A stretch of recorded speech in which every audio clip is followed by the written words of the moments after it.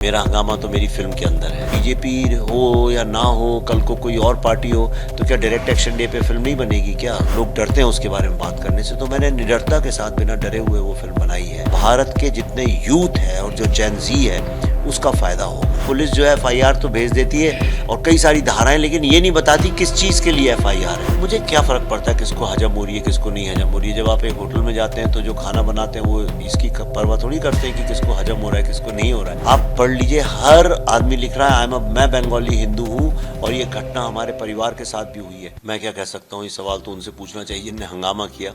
मैंने तो किया नहीं। मेरा हंगामा तो मेरी फिल्म के अंदर है।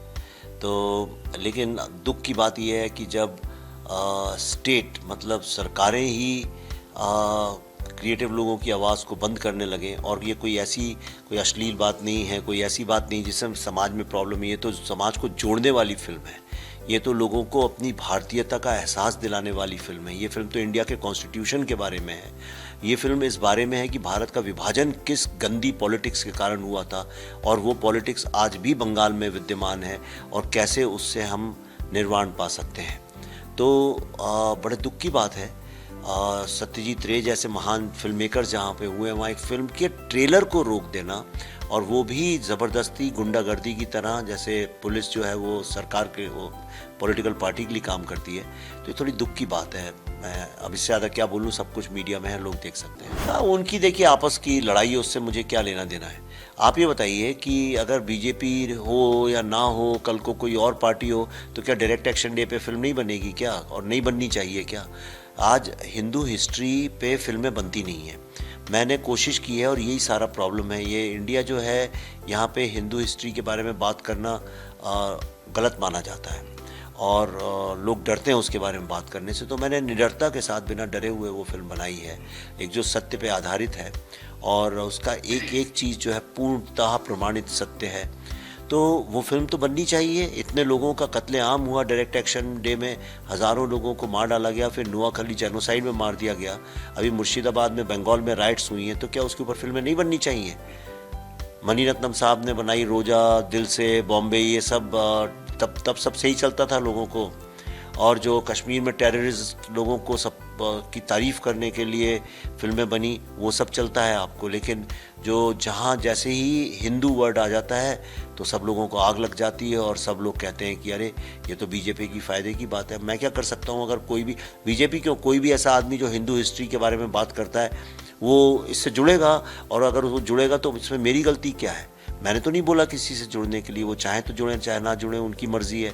तो इससे अगर समझिए देश, इससे फ़ायदा किसका होगा मैं ये बता सकता हूँ। भारत के जितने यूथ है और जो जेन जी है उसका फ़ायदा होगा, क्योंकि हम लोग ना अपने दुख की, अपने पीड़ा की बात नहीं करते हैं। उनको समझ में आएगा इस देश ने क्या खोया है और ये चेतावनी देगा उनको, ताकि वो कुछ ऐसा करें कि आगे हम ऐसा कुछ ना खोएं। नहीं, पहले से ही हो गई थी वो तो।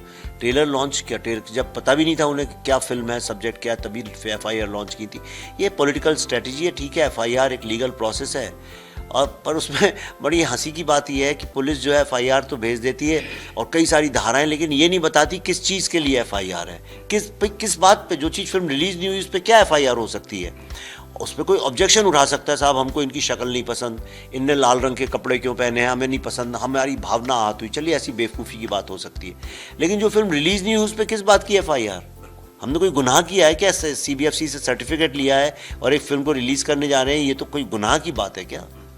जिस देश में शराब बिकती है उस पर तो कोई एफआईआर नहीं करता, जिससे हज़ारों लोग मर जाते हैं। सिगरेट बिकती है जहाँ पे लोग मर नहीं जाते सिगरेट पी के इतने सारे लोग, तो उन पे तो एफआईआर नहीं होती। लेकिन एक फिल्म जो भारत की हिंदू हिस्ट्री को दिखाती है, उसको हिंदू जेनोसाइड की कहानी बताती है जो किसी ने बताई नहीं आज तक फिल्मों में, तो उसके लिए तो मेरे ख्याल से लोगों को तारीफ़ करनी चाहिए कि चलिए इनने ये एक बड़ा अच्छा काम किया है। अमेरिका में एक्चुअली हम सिर्फ 2 जगह दिखा रहे थे। हमको वाशिंगटन डीसी जो वहाँ की कैपिटल है, वहाँ पे द कैपिटल मतलब जैसे अपना पार्लियामेंट और संसद है वैसे द कैपिटल, वहाँ पे हमें आमंत्रित किया गया था अपनी फिल्म का प्रेजेंटेशन करने के लिए वहाँ के कांग्रेसमैन और सेनेटर्स को। तो हमने कहा जा ही रहे हैं तो डीसी के पास में न्यूयॉर्क में भी दिखा देंगे। सिलसिला 2 शहर से शुरू हुआ था, फिर इतनी डिमांड बढ़ती गई, लोग पीछे ही पड़ गए, नहीं साहब आपको आना ही पड़ेगा, हम ये करेंगे। उन्होंने बड़े बड़े हॉल बुक कर दिए। तो हमने अल्टीमेटली 12 शहरों में हाउसफुल जैम पैक्ड थिएटर्स में फिल्म दिखाई और रिस्पॉन्स ये था कि तालियां भी बजती थी बीच में, लोग रोते तो बहुत हैं, रोते भी थे, गुस्सा भी होते थे, यानी। और जब फिल्म ख़त्म होती है तो 5 मिनट तक लोग अपनी सीट से हिलते नहीं। उन्हें समझ में नहीं आता है कि ये कैसे संभव हुआ और हमें ये बात क्यों नहीं पता थी। ये दुख, गम और गुस्सा लेके लोग थिएटर से निकलते हैं। मुझे क्या फ़र्क पड़ता है किसको हजम हो रही है, किसको नहीं हजम हो रही है। जब आप एक होटल में जाते हैं तो जो खाना बनाते हैं वो इसकी परवाह थोड़ी करते हैं कि किसको हजम हो रहा है, किसको नहीं हो रहा है। किसी का अगर पेट ही कमज़ोर है और हजम नहीं होता तो मैं क्या कर सकता हूँ। तो वो, पर ये एक बात ये भी दिखाता है कि उनका टॉलरेंस लेवल कितना लो है। They can't tolerate any other voice.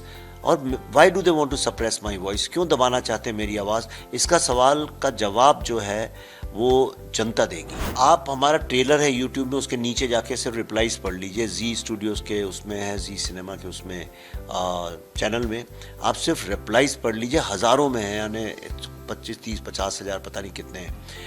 आप पढ़ लीजिए, हर आदमी लिख रहा है मैं बंगाली हिंदू हूँ और ये घटना हमारे परिवार के साथ भी हुई है।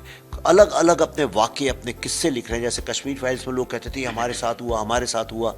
वो तो नंबर में कम थे, यहाँ तो लाइन लग गई है लोगों की जो बता रहे हैं ये सही है, ये सही है, सही है। मेरे ख्याल से ये, और ये सही है। इससे कोई, मेरे माँ बाप उसके विक्टिम थे भाई, तो मैं, अरे कितने लोग मिल जाएंगे। और इसका बंगाली से क्या लेना देना है। यानी बंगाली लोग क्या भारतीय नहीं है, बंगाली क्या हिंदू नहीं है। वहाँ जो मारवाड़ी हैं उनके साथ हुआ, वहाँ जो सिख हैं उनके साथ हुआ, वहाँ जो यादव लोग हैं बिहार से उनके साथ हुआ, कई गुजराती लोग रहते थे उनके साथ हुआ, आंध्रा के लोग रहते हैं उनके साथ हुआ। भाई जब बाढ़ आती है, तूफान आता है, तो ये सोच के थोड़ी कि सिर्फ बंगालियों के लिए है, वो तो फिर सबको, सब सारे एरिया को सपाट कर देता है। इसको बनाने में कितना टाइम लगा, मैं कहूँगा मेरी पूरी ज़िंदगी के शोध के बाद बनी है। लेकिन टेक्निकली स्पीकिंग इसमें 5.5 साल का रिसर्च और मेकिंग है। क्या कुछ कहेंगे सब दर्शकों को, यूथ को? मुझे ये तो पता है कि इस फिल्म को जो मिडिल एज्ड और बुज़ुर्ग लोग हैं वो देखेंगे, क्योंकि उन्होंने ये सुना है, देखा है, समझा है, महसूस किया है। लेकिन ये फिल्म जेन ज़ी और यूथ के लिए बनी है, उनको देखना चाहिए। और सिर्फ इसलिए नहीं कि अच्छा कोई एक्टिविज़म की फिल्म है, और उसको सिनेमैटिकली देखना चाहिए। ये एक सिनेमैटिकली और टेक्निकली एक बहुत ही यूनिक फिल्म है।